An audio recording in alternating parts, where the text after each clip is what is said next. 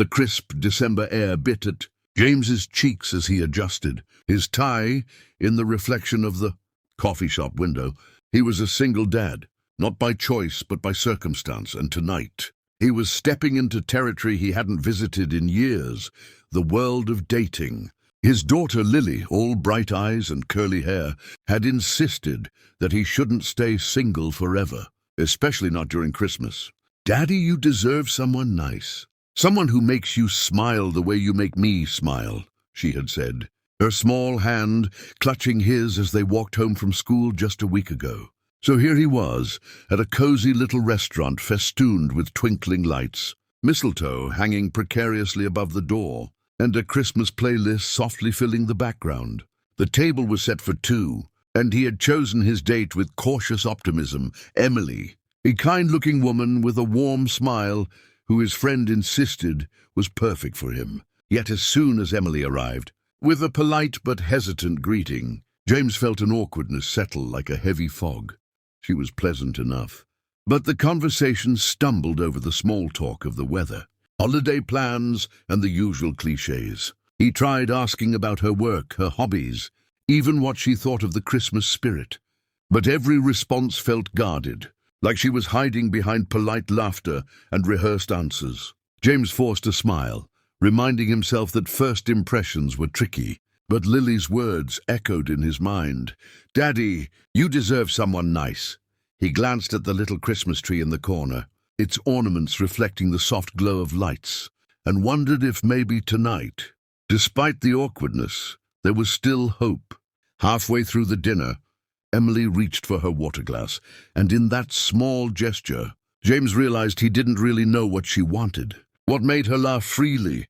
What made her eyes sparkle? The conversation hit another lull, and James felt the familiar pang of disappointment creep in. Just as he was about to apologize for the quiet, he felt a nudge under the table. It was Lily who, unbeknownst to him, had snuck into the restaurant with his friend to check on how her dad's night was going. Her small hand pressed against his leg, and she whispered softly, "Daddy, she's the one."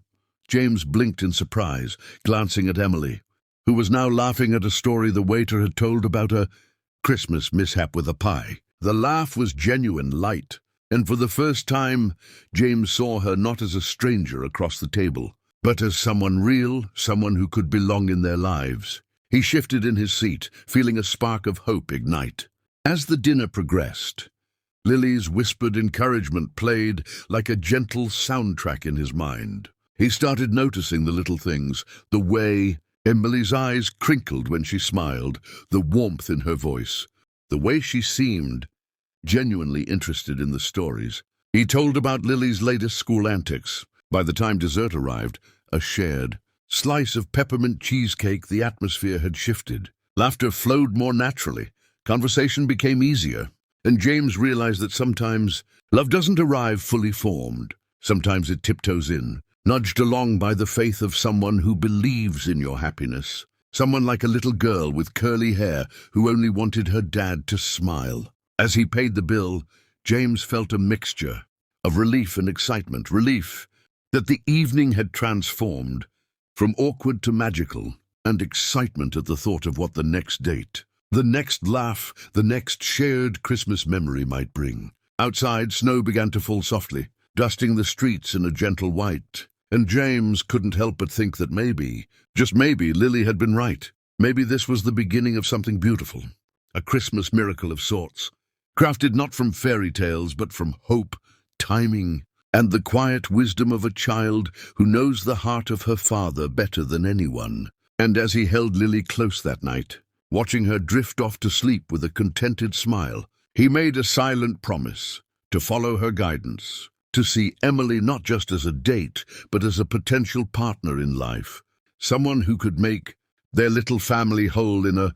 way he hadn't dared to imagine in years.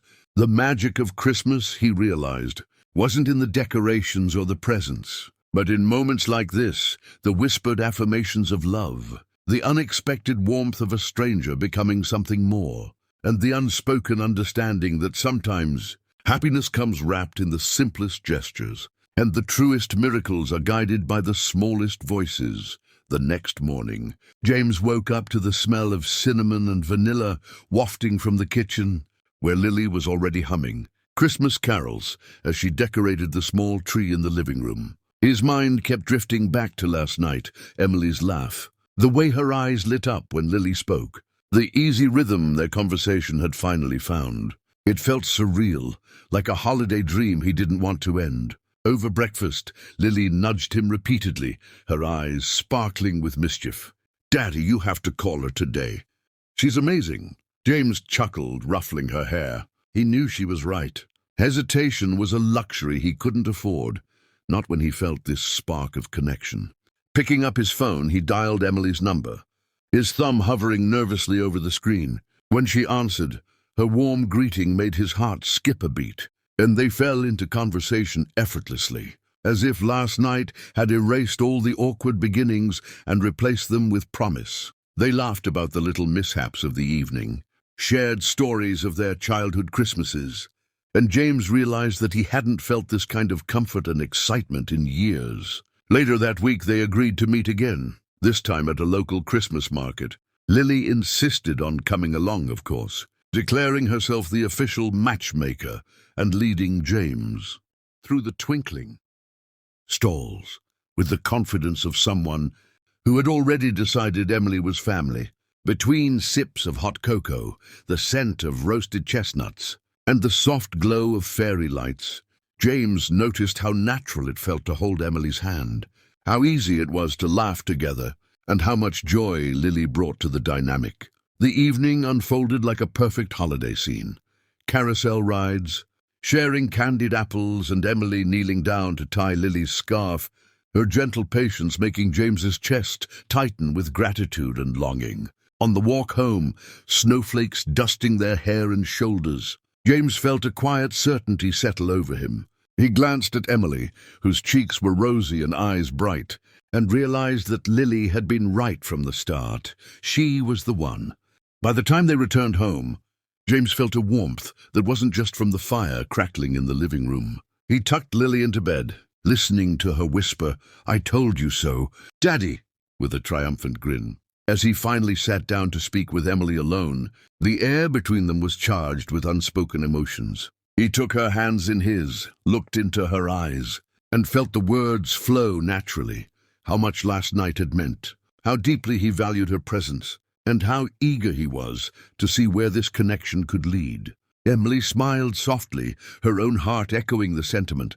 Outside, the first snow of Christmas Eve began to fall, blanketing the world in quiet magic, and James realized that this season had given him a gift far greater than any wrapped under the tree, the chance to love again, to trust, and to build a family filled with laughter, warmth, and shared dreams. That night, as the three of them sat by the twinkling tree, sipping cocoa and sharing stories, James whispered a heartfelt thank you to Lily, knowing her small voice had guided him to the happiness he had long believed was out of reach. The magic of that Christmas wasn't just in the decorations, the gifts, or the festive cheer.